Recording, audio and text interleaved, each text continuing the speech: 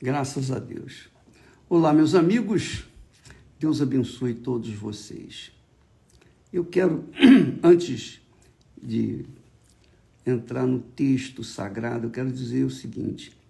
Você que tem participado das nossas lives, você que permanentemente está todo dia buscando uma palavra, desejando ouvir algo que venha ao encontro da sua necessidade. Você que sofre por conta de N problemas ou N razões, mas você está aqui, sempre participando das nossas lives. Por quê? Você já se perguntou por quê?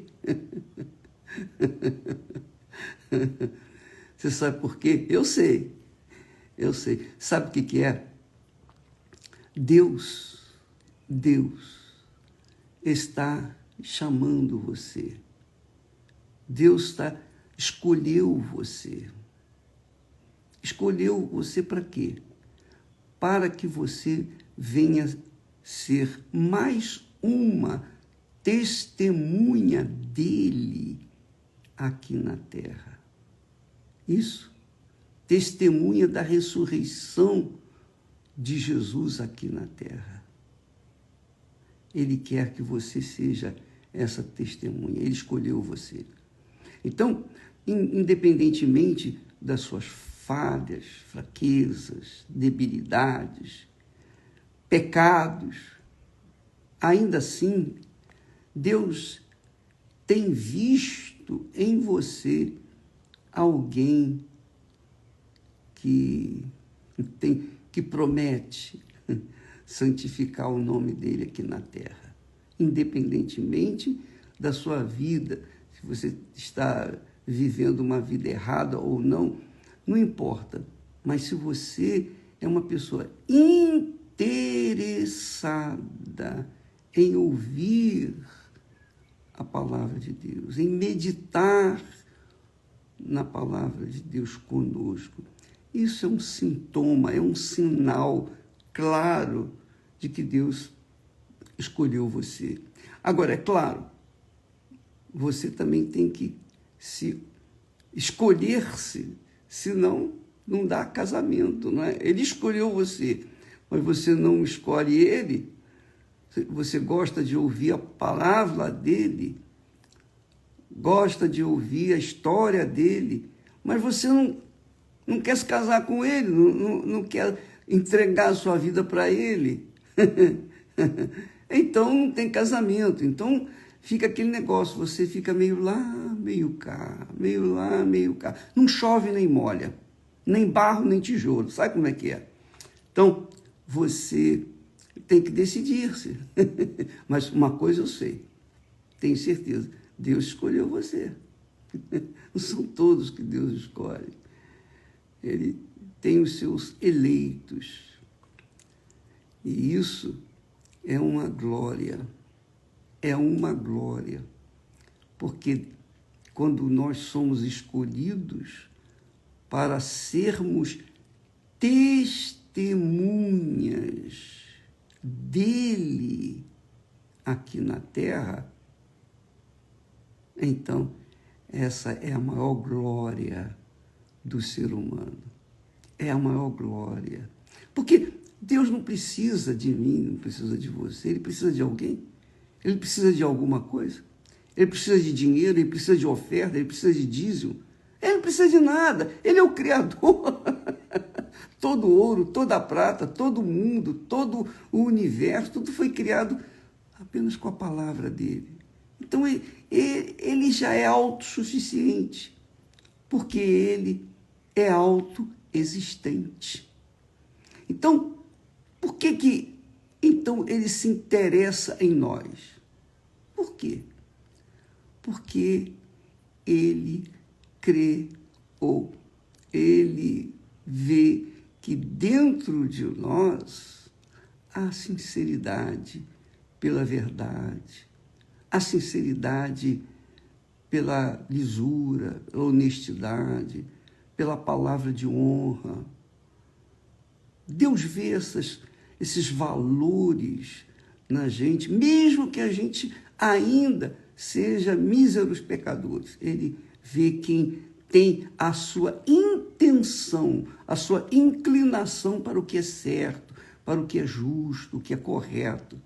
Então ele escolhe a gente para que venhamos ser testemunhas dele aqui na terra. Agora, as testemunhas dele não podem ser corruptas, não podem ser blasfemadoras, porque uma testemunha corrupta não serve como testemunha, não é isso? Você que é advogado, você que trabalha com a lei, você sabe disso.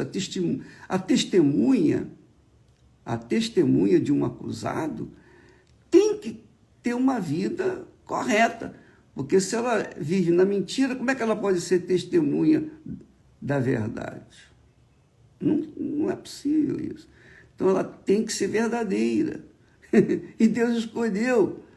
Deus tem escolhido pessoas assim, que venham ser verdadeiras, para serem testemunhas aqui na terra. Mas, bispo, por conta do meu trabalho, eu tenho que mentir, eu tenho que enganar. Mas eu faço isso contrariado, mas é o meu trabalho, eu tenho que comer. Não está justificando os seus erros. Isso não justifica.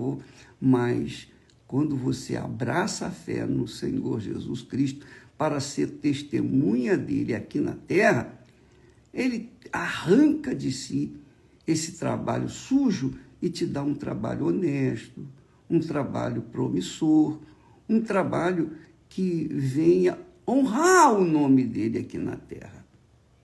Porque o nome dele lá no céu é santificado, ele é santo, ele é o santo dos santos.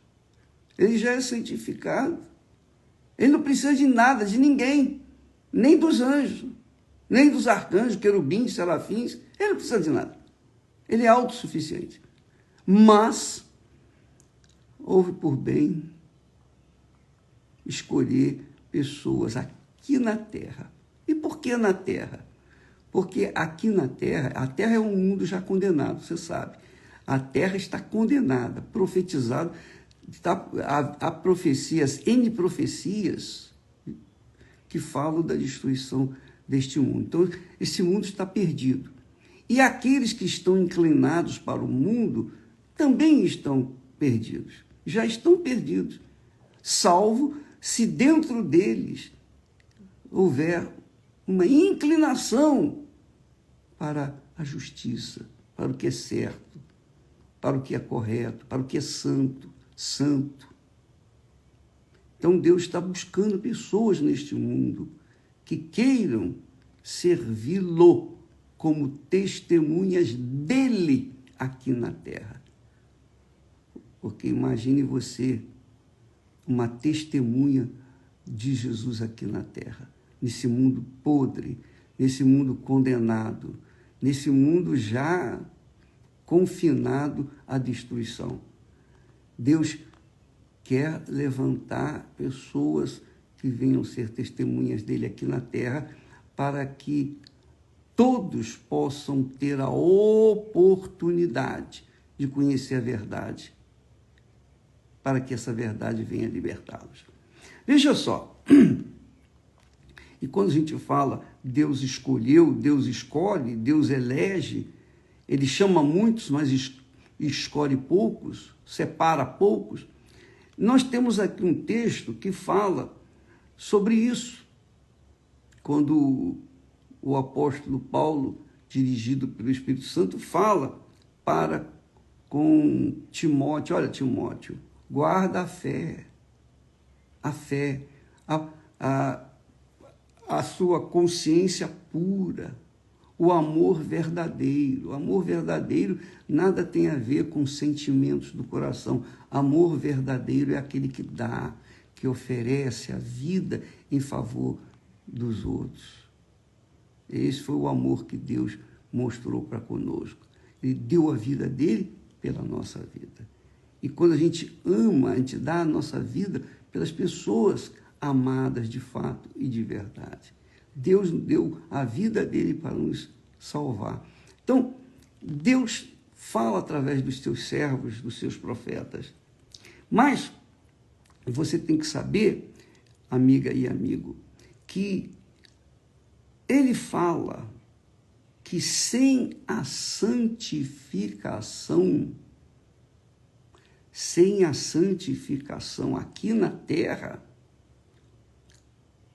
ninguém verá o Senhor. Está aqui escrito: segui a paz com todos. Está falando para os seguidores dele. Jesus está falando para os seus seguidores, seus discípulos. Segui a paz com todos. Se as pessoas não têm paz com você, problema delas, mas você tem que ter paz.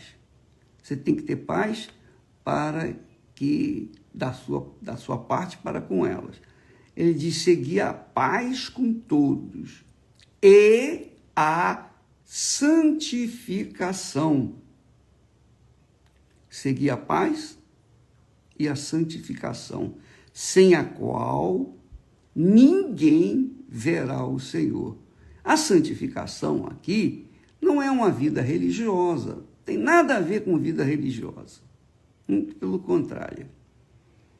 A santificação do nome do Senhor aqui embaixo na terra é o nosso testemunho. É o testemunho seu, meu, de cada um. Testemunho da nossa vida, não o que nós falamos, não o que nós pregamos, não o que nós ensinamos, mas o que nós somos. Não é o que nós fazemos, mas o que nós somos para Ele. Se somos separados desse mundo sujo, desse mundo que jaz no maligno, se somos separados, então isso significa somos santificados. Separar é santificar. Santificar é separar. Quando a pessoa é santa, o que quer dizer? O que quer dizer santa? Ela é separada do pecador. Deus disse: sede santo porque eu sou santo. Anda na minha presença e ser perfeito. Foi o que Deus falou para Abraão. Então, Jesus na oração disse, na sua oração ao Pai, disse: santifica-os na verdade. A tua palavra é a verdade. Então, santificar quer dizer separar. Pessoa santificada é uma pessoa separada, não tem nada a ver de religiosa, não tem nada a ver de careta, não tem nada a ver com a pessoa que está só na igreja, orando. Às vezes está só na igreja orando, mas fora da igreja não é uma pestinha. E às vezes é uma pestinha dentro da própria igreja. Então, a gente tem que tomar cuidado, minha amiga e meu caro amigo. Cuidado, porque as verdadeiras testemunhas do Senhor Jesus andam em santificação, porque sem santificação, sem a separação, em outras palavras, deste mundo destinado ao fogo, destinado à ira de Deus, sem a santificação ninguém verá o Senhor. Deus é santo. Como é que ele vai aceitar que uma pessoa que vive na gandalha, uma pessoa que vive na sujeira deste mundo, possa estar na presença dele? Se ele é santo, não pode, não tem condição. Sede santo porque eu sou santo. Quer dizer, se eu sou santo, você tem que ser santo. Se você quer me seguir, você tem que ser santo. Você quer entrar na minha presença, você tem que ser santo. Quer dizer, uma pessoa separada. Jesus veio ao mundo e se separou do Pai, da sua santidade, da sua convivência, comunhão, da sua divindade. ele se separou do Pai para vir ao mundo e dar a sua vida e levar o pecado de todas as pessoas que nele creem. Então, quando a pessoa crê em Jesus, os seus pecados são automaticamente pagos por causa do que Jesus fez no Calvário. Só por isso. Só por causa dessa fé, ela é perdoada. Mas não é simplesmente, eu creio em Jesus, e vive no pecado. Não. Quem crê no Senhor Jesus, obviamente, vive uma vida pautada em cima da sua palavra. Procura obedecer a sua voz, os seus mandamentos, os seus conselhos. Isso é crer em Jesus. É como o casamento. Quando Esther creu em mim e eu nela, nós nos casamos. Um creu no outro. Entregamos a vida um para o outro. Então, isso tem que acontecer na prática com a fé, com a crença no Senhor. Você é uma pessoa que crê no Senhor Jesus e pensa que pode viver na mentira? Não pode. Sem santificação, ninguém verá o Senhor. Então, a pessoa tem que viver separada. Quer dizer, viver na santificação, na santidade. Viver na verdade, viver de acordo com a palavra de Deus. Nós temos falado, Jesus ensinou para os judeus, os fariseus, os hipócritas, olha, dai a César o que é de César e a Deus o que é de Deus. O apóstolo Paulo diz, a quem honra, honra, a quem respeito, respeito. Essa é a realidade. As pessoas que querem andar com Deus, elas têm que andar na santidade, quer dizer, separadas do pecado. E para você separar do pecado, às vezes você tem que se separar, às vezes não, você tem que se separar dos amigos, dos maus colegas, você tem que se separar daqueles que vivem na prostituição, você tem que se separar daqueles que vivem no pecado, que vivem separados para o pecado. Como pode uma pessoa separada para Deus viver também separada com os pecadores? Não tem condição. Não há condição. É como, por exemplo, a luz. Deus é luz. E quem o segue anda na luz.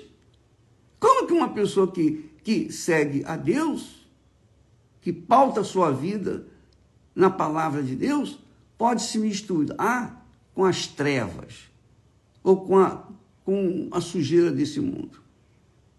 Você sabe que esse mundo está perdido. Nós sabemos disso, não é? Dá licença aqui um instantinho, deixa eu beber um pouquinho.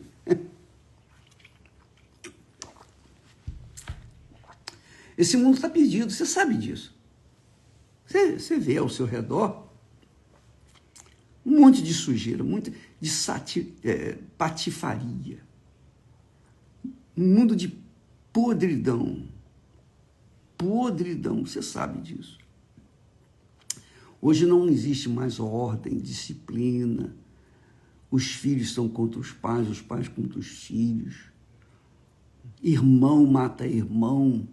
Até pastor mata membro da igreja, de igreja. Olha só, coisa feia, coisa horrorosa, por causa de pedofilia e coisa dessa natureza. Então, minha amiga e meu caro amigo, aqui está escrito, sem a santificação, ninguém verá o Senhor.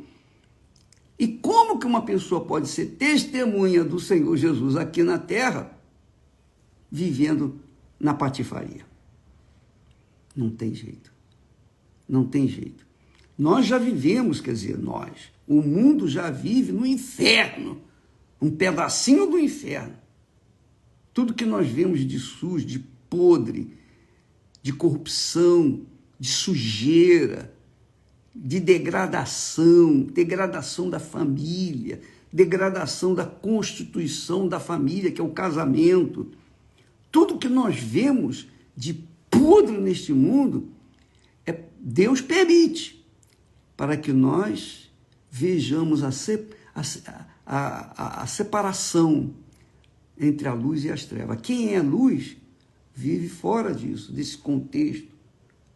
Quem vive dentro da palavra de Deus vive uma vida pautada na verdade, na honestidade, na integridade, na decência, na lealdade, na fidelidade. É isso que acontece. Ora, ele diz aqui, sem a santificação ninguém verá o Senhor. Ninguém verá o Senhor. Muito quer dizer que quem não vive na santificação não vai ter nem o privilégio de conhecer aquele que vai mandá-lo para o inferno. É isso mesmo.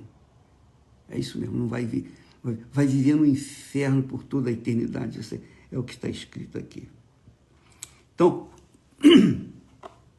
a Bíblia diz que está aqui escrito: o que anda na retidão, na decência, na honestidade, na integridade, teme ao Senhor. Mas o que se desvia dos seus caminhos, quer dizer, da sua palavra, da sua luz, o despreza. Então, quem teme ao Senhor, santifica o seu nome aqui na terra. É testemunha viva dele aqui na terra. Quem não teme ao Senhor, vive na podridão do pecado e já está condenado, e porque vem no seu pecado desprezando a Deus, quer dizer, desprezando a santidade e abraçando a blasfêmia contra Deus, a desonra do nome de Deus. Muitas pessoas, infelizmente, apesar de terem conhecimento bíblico, estão vivendo no pecado, na destruição, estão vivendo na desonra, na mentira, no engano. São os que profanam o nome de Deus em dobro, porque uma coisa é o mundo, os incrédulos que não conhecem a Deus, profanarem o nome dele. Mas pior do que os incrédulos, infinitamente pior do que os incrédulos, são aqueles que conhecem a verdade, ou dizem e até confessam a verdade, mas vivem na mentira. Para esses, o julgamento será com rigor. Jesus fala sobre isso. Jesus disse: ai de ti, Corazim e Betsaida, porque se em Tiro e em Sidom, ou se em Sodoma e Gomorra, se tivessem feito os milagres que aconteceram no meio de vocês, há muito que eles teriam se convertido. Pois eu digo que no dia do juízo haverá menos rigor para Sodoma e Gomorra do que para vocês. Quer dizer, os que conhecem a verdade e vivem na mentira, o julgamento será com muito mais rigor. E diz o texto sagrado que coisa horrenda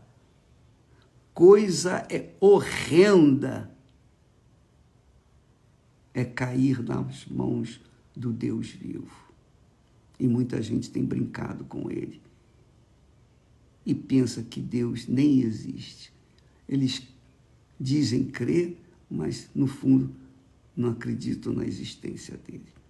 Esses sofrerão um castigo infinitamente pior do que aqueles que vivem na Sodoma ou Gomorra deste mundo. Deus, minha amiga, meu amigo, não é homem Deus não é como nós. Com Deus não se brinca. Com Deus não há piadinha. Com Deus não há mentirinha. Com Deus não há aventuras. Ou você é, ou você não é. Ou você está aliado com Ele, casado com Ele, e vive esse casamento com fidelidade para com Ele, em santidade para com Ele, ou você não vive. Ou você santifica o nome do Senhor, ou você blasfema o nome do Senhor. Não tem meio termo. Ou é uma coisa ou é outra. Ou é verdadeiro ou é mentiroso. Ou é verdade ou é mentira. Não existe meio termo. Ou nós honramos a Deus com a nossa vida, com a nossa santidade, com o nosso caráter. Caráter diz respeito ao que somos, não ao que nós falamos. Eu não sou homem de Deus pelo que eu falo. Eu sou homem de Deus pelo que eu vivo. Essa é a realidade. É diferente. Então, o que eu vivo é o que eu falo. Não o que eu falo, nem sempre o que eu falo é o que eu vivo. Mas a coisa que eu vivo, então eu falo. Entendeu, amiga e amigo? Então, Deus olha para dentro de cada um de nós. Mesmo que você esteja vivendo na corrupção, mesmo que você esteja enlameado na corrupção, na mentira, no engano, prostituição, deslealdade, etc. Mas, se há em você, lá no mais fundo, no fundilho do seu coração, se há uma sinceridade, puxa vida, Deus aproveita isso para que a luz da verdade chegue até você e você então caia na real e deixe a mentira e passe a viver na verdade, na santidade, para que Ele, Deus, venha a ser santificado na sua vida, para que você seja uma testemunha viva dele aqui na terra, para que o mundo veja que Deus existe, que Ele não é balela, que Ele não é filosofia, que Ele não tem nada a ver com religião. Ele é um Deus vivo e a palavra dele se cumpre na vida daqueles que o seguem. Que Deus abençoe a todos e que eu espero que o Espírito Santo venha tocar, aliás, deve já ter tocado já em você, para com respeito a isso, a essa palavra, sem santificação, ninguém verá o Senhor. Ninguém.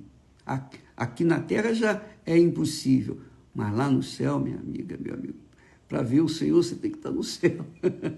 É ou não é? Para a gente ver o Senhor, a gente tem que estar lá no céu. Quem vai para o inferno não tem direito a isso. Então, Deus abençoe a todos e até amanhã, em nome do Senhor Jesus. Aliás, antes de terminar, deixa eu fazer um convitezinho que eu gosto de falar sobre isso. Você já deve ter ouvido muito falar da fé inteligente. A fé inteligente leva a uma vida inteligente. Assim também o amor. O amor é inteligente. O amor pensa, raciocina. O amor avalia. O amor pesa. Foi assim que eu fiz com a Esther e ela fez comigo. Ela me pesou as minhas intenções. Ela pesou a minha vida, o meu caráter. Os pais dela me conheceram. Meus pais a conheceram. Ela conheceu os meus pais. Eu conheci os pais dela. Então, nós avaliamos, pesamos, analisamos um e outro. Quer dizer, nós gostávamos um do outro. Nós sentíamos algo especial um pelo outro. Porém, não bastava isso.